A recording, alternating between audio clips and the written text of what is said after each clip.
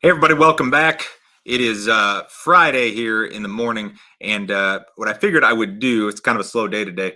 I figured I would run through the corn market and some other contra-seasonal years that we've had in the corn market and kind of what happened with those other contra-seasonal years.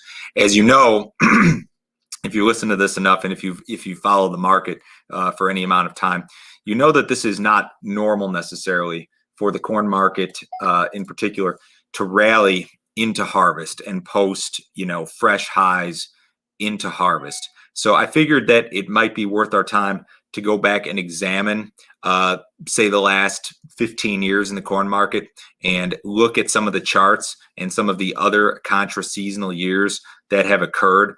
Maybe that sort of study would help us to figure out what we may be in store for here in this corn market, which has acted really, really well here in the middle of harvest. So I figured this would be kind of an interesting exercise.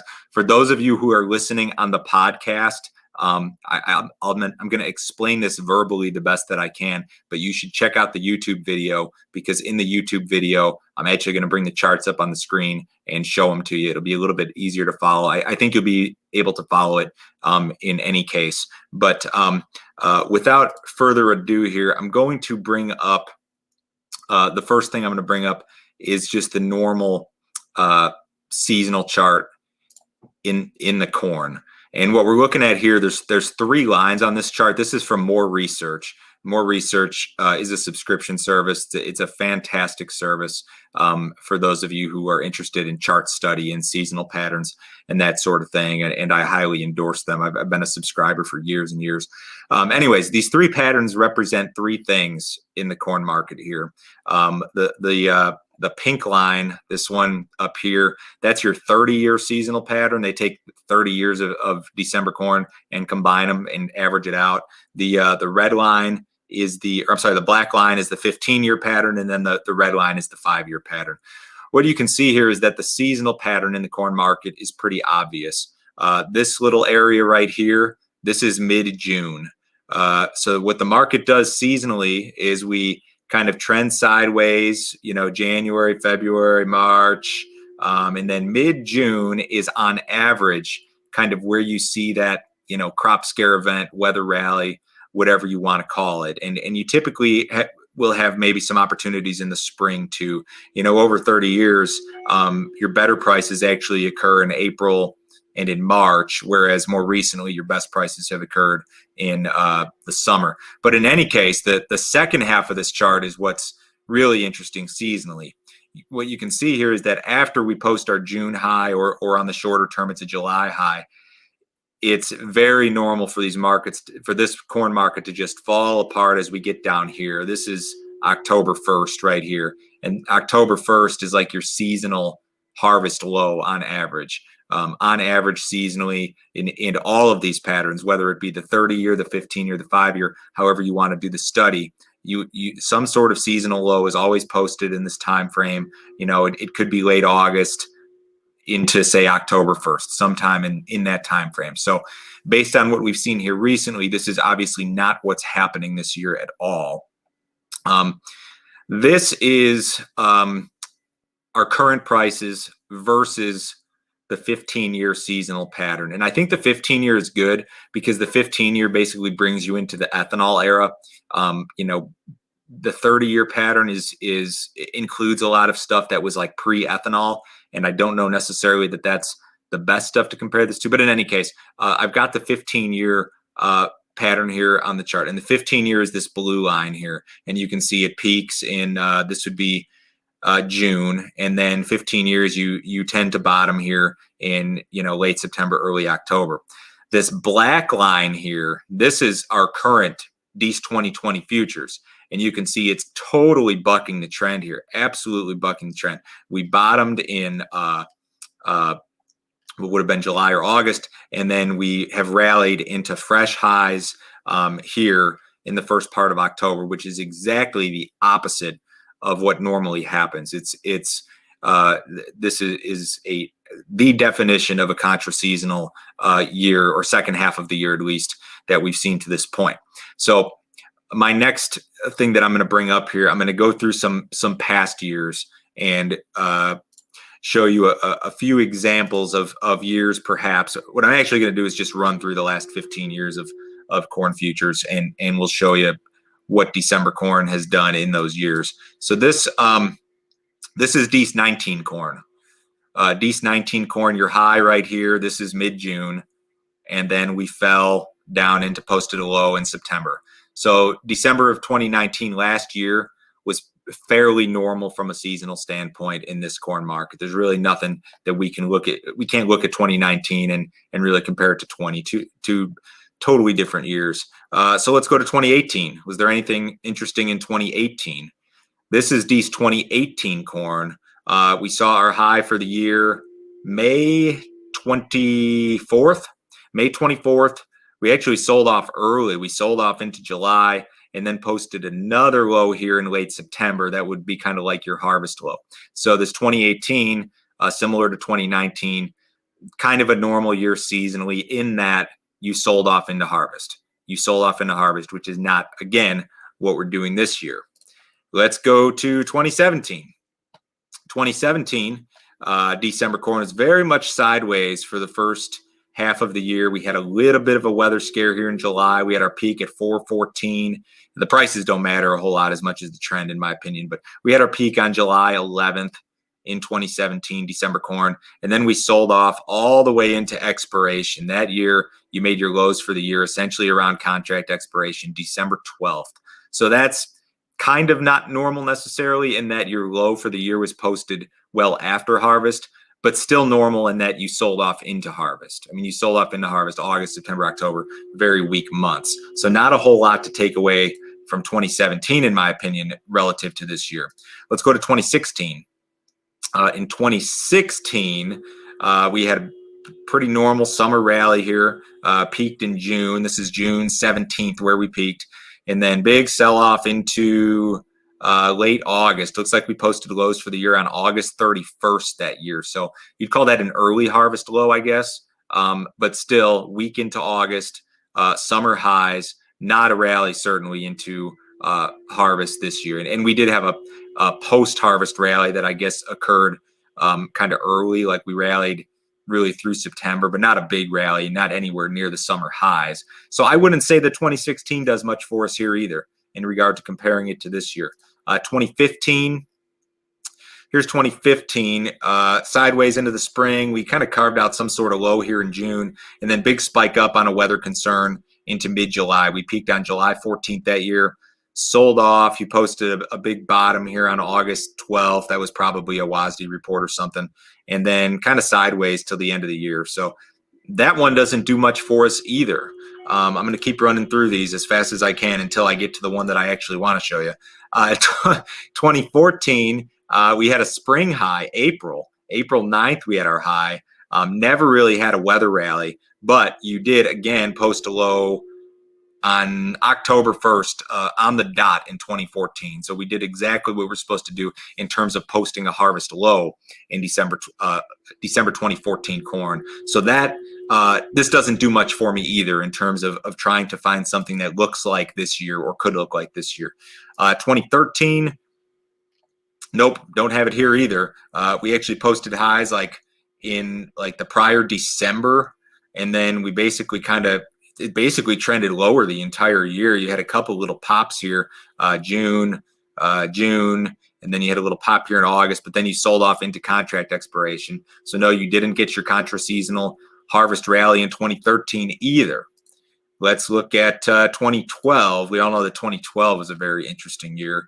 So 2012, you posted your bottom on June 15th, which is crazy to think that we didn't start to rally till mid-June in the drought of all droughts, 2012. And then we rallied, peaked on August 10th, which was USDA report day. I remember that very vividly, but we still maintained some very high prices all the way through the end of the year. I mean, even here at the end of the year when it looks like we sold off, you're still at $7.25. So this is a year that was not like this year. This was a crop failure year. This was not 2020. We didn't rally into, through August, through September, October. It's not this year. 2011, let's see here. 2011, we start to get a little bit closer maybe to some of this stuff. So 2011 is interesting because we almost trended higher for a lot of the calendar year. You could argue that we trended higher from January all the way through this high here in late August. And this is not normal seasonally. You had a rally here that went from all the way through July and all the way through August. And then this peak right here was August 29th.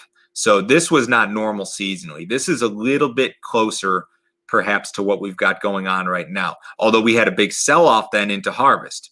We sold off and posted our low on October 3rd, which again is totally normal from a seasonal standpoint. Okay, now we're going to get to the good stuff. 2010. Here is the 2010 December corn chart. And this is probably in the modern era here, like again, in the ethanol era, I'd say that this is the closest thing you're going to get to what we have going here in the 2020 corn market. You had a market that, was slightly elevated at the beginning of the year and then basically just trended sideways to lower. This low right here is June 29th is where you posted your low for the year. That's certainly not a mirror of this year, but it's kind of similar. It's really kind of similar. You had a summer low in the market.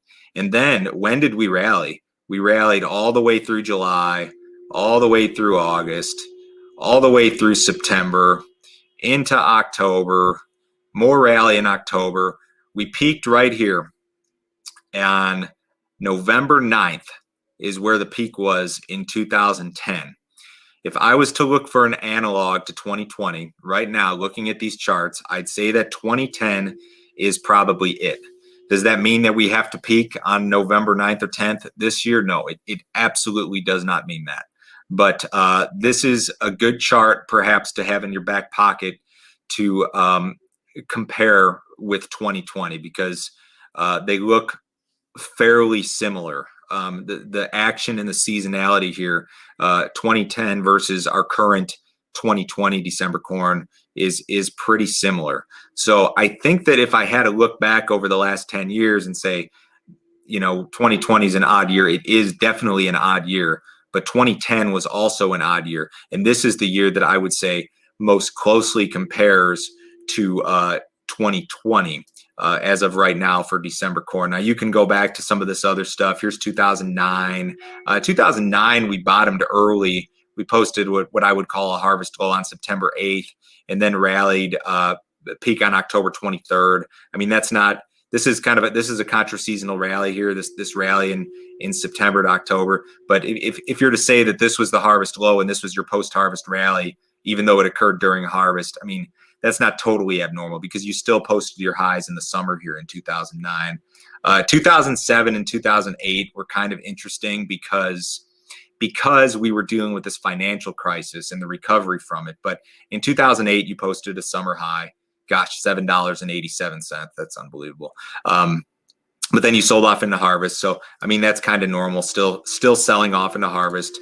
2007, we actually rallied into the end of the year. So I wouldn't say that this is totally like 2020 because we had this big June rally, but then you sold off and then eventually rallied into the end of the year, which is still a possibility this year. So after running through all this stuff, I mean, I really think that 2010 December corn chart is definitely the one that to this point probably most closely resembles the price action that we've seen this year. And no, that does not by any means mean that we're going to do the same thing from here on out.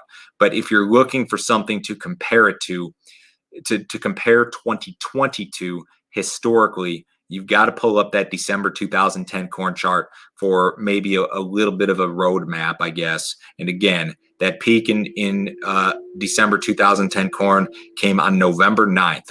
November 9th is where it came after we started to rally here. On June 29th is where the low was posted, and there was a probably your planted acreage and stocks report right around that time, and you rallied straight out of that. So I thought that was kind of interesting. And again, if you weren't watching at the beginning here, this is the seasonal 15-year seasonal versus December 2020 corn. This is your 15-year seasonal, which very clearly shows a big decline from here in June, July down through harvest. That's what happens normally. And this black line here is what we're doing right now in December 2020 corn. We started our rally here in early August, and we have rallied and made new highs here in early October. I hope that was useful to you. Give me some feedback, definitely. If you like this sort of stuff, these chart reviews and studies of seasonalities, anything along these lines, I'd be happy to keep doing this stuff. I like doing it, but I want to be able to help you guys out at the same time. So if you like this, let me know. Leave a comment in the YouTube comments, or shoot me an email to info@standardgrain.com. Say, Joe, I love this stuff. Keep doing it.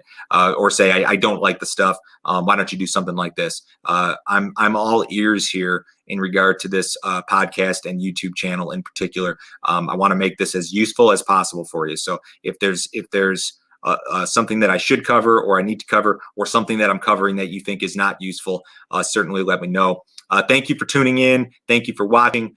This is streaming live right now, but the video will be available on YouTube under grain markets and other stuff. Just make sure you subscribe. And remember, as always, if you are looking for some help with your grain marketing, go to standardgrain.com, click on Grain Marketing Plan, check out that subscription service. I think I can help you out a little bit with your marketing. Everyone have a good weekend. We'll talk to you same time next week, I guess.